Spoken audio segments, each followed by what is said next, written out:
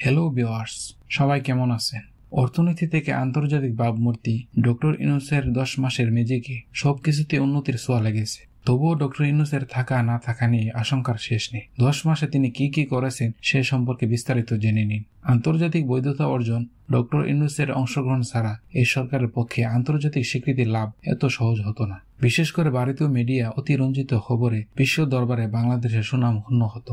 ভারত বরাবরই অন্তর্বর্তী সরকারকে মৌলবাদী সরকার হিসাবে দেখাতে চেয়েছে। তবে আন্তর্জাতিক পরিমণ্ডলে অধ্যাপক ইউনূসের পরিচিতি প্রভাব ছাত্রদের সরকারকে গ্রহণযোগ্যতা দিয়েছে। অর্থনৈতিক ও ব্যাংকিং হাতকে টেনে তোলা বিগত বছরগুলোতে বাংলাদেশ থেকে এত বেশি টাকা পাচার হয়েছে যা কিছু ব্যাংক এর কোমর ভেঙে গেছে।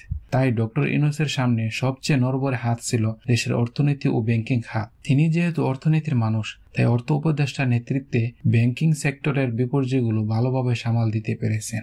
রিজার্ভের পতন রোধ করা গেছে। অন্যান্য বিদেশি মুদ্রার বিপরীতে বাংলাদেশের টাকার মান এখন মোটামুটি স্থিতিশীল। সব মিলিয়ে দেশের ব্যাংকিং সেক্টরটা স্বাভাবিক নিয়মে এগিয়ে যাচ্ছে। নিত্যপণ্যের লাগাম টেনে ধরা একটা কথা শোনা যায়, পরের বছরগুলোতে 2025 সালের রমজান দেশবাসীর জন্য আক্ষেপ হয়ে থাকবে। কেননা এই রমজানে নিত্যপণ্যের দাম ছিল নাগালের ভিতর। 120 টাকার পেঁয়াজ ছিল 40 টাকা, 40 টাকার আলু ছিল 20 টাকা। এমন রমজানে অনেকেই চিন্তার বাহিরে ছিল।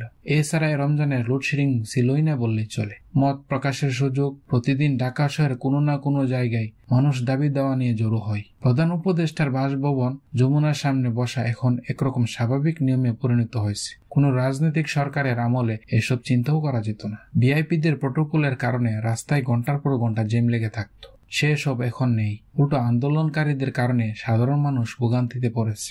ভারতের সঙ্গে সাম্যতার সম্পর্ক, যে ভারত সবসময় বাংলাদেশকে চোখ রাঙাতো, এখন সে ভারতের সঙ্গে চোখে চোখ রেখে কথা বলে বাংলাদেশ।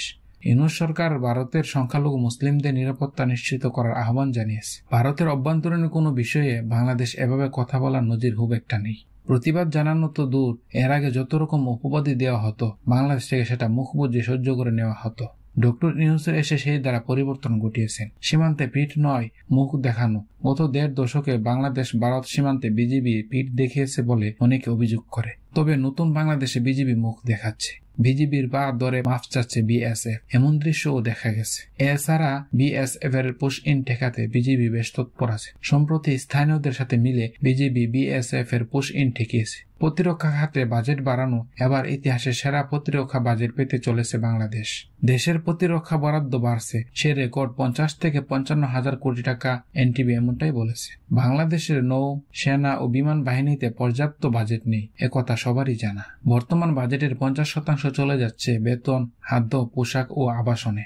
আধুনিক সামরিক সরঞ্জাম কেনা অনেকটা বিলাসিতার মতো। তাই সরকারি টাকার পাশাপাশি বিদেশি ঋণ ও প্রযুক্তি বিনিময়ের মাধ্যমে বাজেট বড় করার কথা ভাবা হচ্ছে। এতে বাংলাদেশ যেমন মাথা তুলে দাঁড়াতে পারবে, তেমন বিপদের সময় নিজেকে রক্ষা করতে পারবে। আন্তর্জাতিক সম্পর্ক উন্নয়ন, যে বয়সে অনেকে অবসরে যান, ডক্টর ইউনূস সেই বয়সে 24 বছরের তরুণের মতো ছুটছেন। 10 মাসে তিনি 8টি দেশ সফর করেছেন। দেশের ভিতরের চাপ, দেশের বাহিরের চাপ, সব চাপ হার মানছে। ডক্টর ইউনূসের কর্মতৎপরতায় বয়সের হিসাবে তিনি শেখ হাসিনা থেকে 7 বছরের এবং খালেদা জিয়া থেকেও 5 বছরের বড়। চাইলে আরাম আয়েশে বাকি জীবনটা কাটাতে পারতেন। তবে দায়িত্ব গ্রহণের পর থেকে তিনি কাতার থেকে যুক্তরাষ্ট্র সবখানে সফর করেছেন। 10 মাসের মেয়াদে ডক্টর ইউনূসের ব্যর্থতাও আছে। সবকিছুকে সঙ্গী করে তার এই পথ চলা বাংলাদেশের ইতিহাসে একটি অংশ হয়ে থাকবে। ভিডিওটি ভালো লাগলে অবশ্যই লাইক এবং শেয়ার করেন। ধন্যবাদ।